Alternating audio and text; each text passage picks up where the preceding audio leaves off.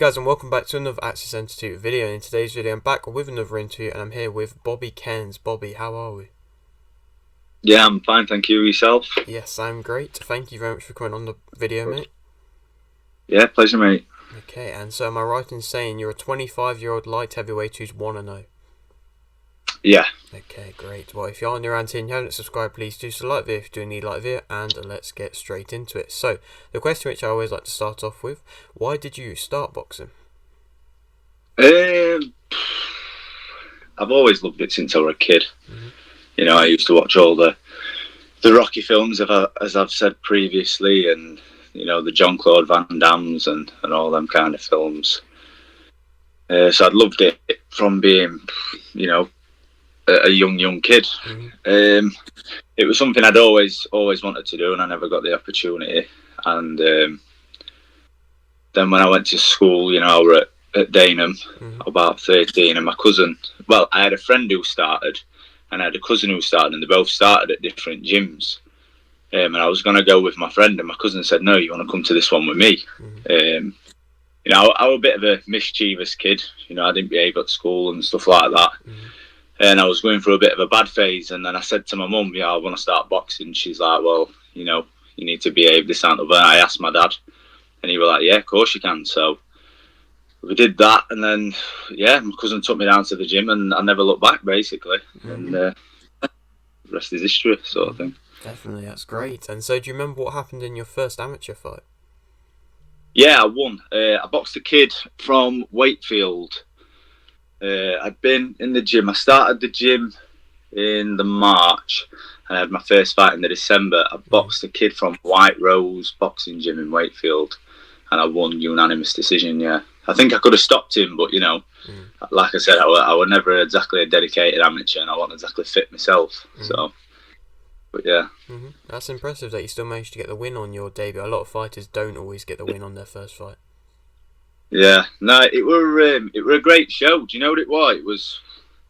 It was a bit how it was, you know, for my first pro fight. It was more excitement than it was nerves. It was just you just couldn't wait to get in there. You know, I was only a 14-year-old kid, and I'd wanted to do it all my life, sort of thing. And I got the opportunity, and I loved it. Yeah. Great. And so, from your amateur time, what was your biggest achievement? I won 2 Yorkshire titles. I won it was under 10s, I think back then. It was the Yorkshire Novices. I won that. That was just a Yorkshire Championship. There was no nationals. And then the year after, I went in it was the National Ambitions, basically the CYPs, but it's changed names again, to be honest. I went in the National Ambitions Championships or something like that, it was called, basically CYPs, and I got to the quarter-final of that. So I won like another Yorkshire title. I got to the quarter-final of that, and I lost to a Liverpudlian kid called Joe Saunderson. He was like a 3-4 time national champion and stuff. So he'd just come back. Actually, I found out about a few days before I fought him that he'd just come back from the World Games, the Youth World Games. Yeah. So my coach said to me, he's like, "This is your final. You know, if you win, you've won the whole thing." But he then went on to lose to Daniel Dubois in the final. Right. Yeah. Oh, right, okay. And so, I mean, that obviously shows that you're coming up in a very tough period in the amateurs. Yeah, Daniel Dubois was I think that was around the time he was starting to make noise as an amateur. Literally, in the space of 2 years, I think he come up from 60 kilo to 91 or something like that in 2-3 years. Yeah, and so going back to sticking with the amateurs really, how many amateur fights did you end up racking up? I had 714. Okay, and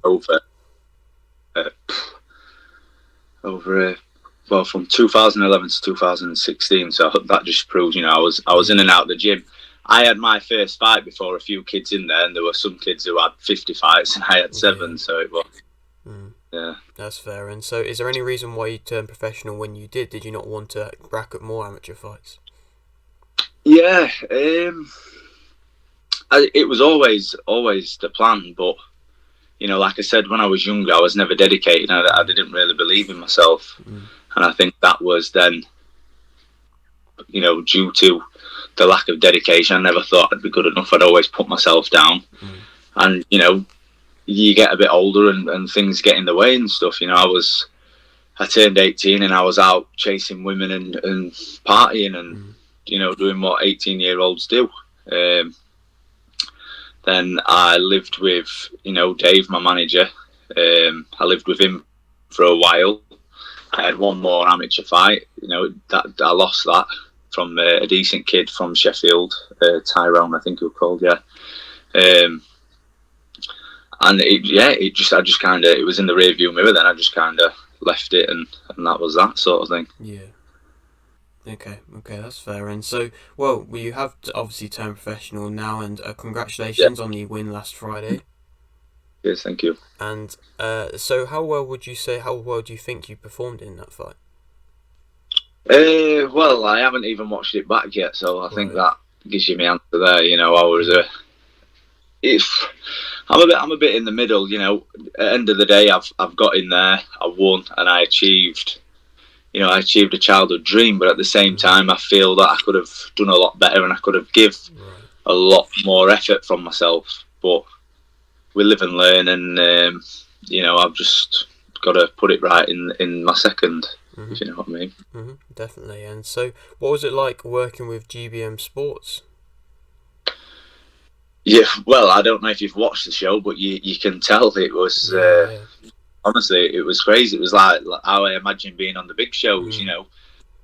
The entrance was something else. Like I keep talking about the entrance, but it was crazy. And then after the fight, I had people chasing me for interviews and all sorts. I'm just a normal kid from Donny who had 7 amateur fights, and then I'm getting out of the ring and I'm wanting people to interview me and this, that, over, and it was just a crazy experience. It was great. Yes. And so would you say that like you're craving to have that experience again? Oh, definitely. For me and for my family and my friends as well. People come in and they were saying about how great the show was and how much my family enjoyed the night. Like I'm doing this for myself, but I'm doing it for them. I want to give these big nights like that.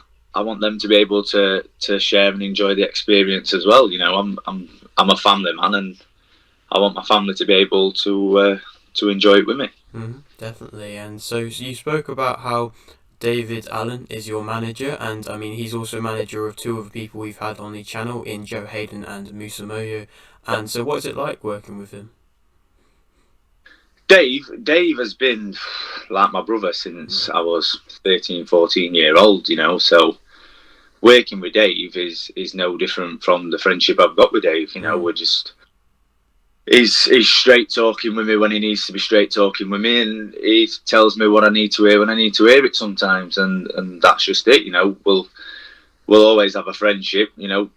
We've been guilty of the past of not having much to do with each other, but that's just a case of you grow up and you've both got a life to live, sort of thing. But I'll always hold a special place in my heart for Dave. He's like my big brother, and I believe as a manager, he just wants the best for me and wants to see me happy, sort of thing. So that's great. It's good it's good to see that you have got such a close relationship with him, because I mean obviously if you're going to be working with him and you're going to want to get along and stuff like that, and I'm sure being close with him helps keep you in a good headspace and all of that. Yeah. I mean, I wouldn't be sat here if it wasn't for Dave. I probably wouldn't have been in boxing as long as I was if it wasn't for Dave. When I was a teenager, Dave was the one always like, "Oh, come down, do a bit of this, come down, do a bit of that," and always encouraged me to stick to it. But the way I was always thinking, oh, he's only telling me this because it's my mate, or to just come and do a bit of training with him, and you know what I mean. But I'm 25 and he's still pushing me and trying to give me the best opportunities he can. So, and obviously he's my friend, but I'm hoping it's because he sees something in me. And Dave's is a fair man, but there's no bullshit with him either, and he's definitely not one for giving people chance after chance, and with me he does. So, I'm older, I'm more mature, and I don't want to be wasting his time or my own time. So, it's now or never, and I've finally took it all on board, and I'm taking it serious and living the life, and we'll just have to see where we end up. Definitely. And so you have only just had your debut, but I'm sure you're gonna wanting to be quite active. So do you have a possible date on when you might be back out fighting? At the minute, I've been told March. But it could change. The show could pop up in February. So I'm having this week off. It's been a long time. This camp. It's basically been over a year of my life. Led to last week. So I'm having a week off. Just enjoying it with the family and stuff, and then I'm straight back in the gym, straight back on the plan, and see what happens after Christmas. Yeah. Definitely. And so, for people who might not know you, who's watching this, what would you say kind of makes you interesting as a fighter? What makes me interesting? I'm probably borderline crackers, as my family call me. But do you know what it is? What makes me interesting is I'm just a normal guy. I'm a normal family man. I'm relatable. I'm just, you don't see nothing special here. Just a kid who grew up loving a scrap, and that's. I've been through the same experiences and lived a normal life like everybody else, and if I can do it, why can't anybody else? Definitely. Okay. And so, obviously, like I mentioned a few times, you are just right at the beginning of your career. And so, how far do you believe you can go in the sport? Who knows, mate? I don't want to big myself up, and I don't want to play myself down. It's who knows what the future holds. I just want to wake up, keep pushing on, getting better, improving it, and be the best. Like I said, the goal is just to be the best version of myself every day. Keep winning, keep having these big good nights, and see where we end up, sort of thing.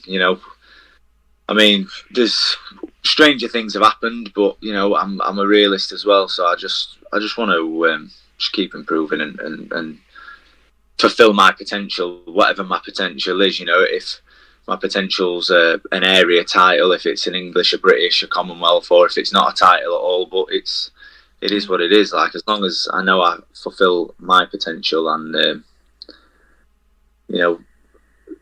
do myself a bit of justice, then yeah.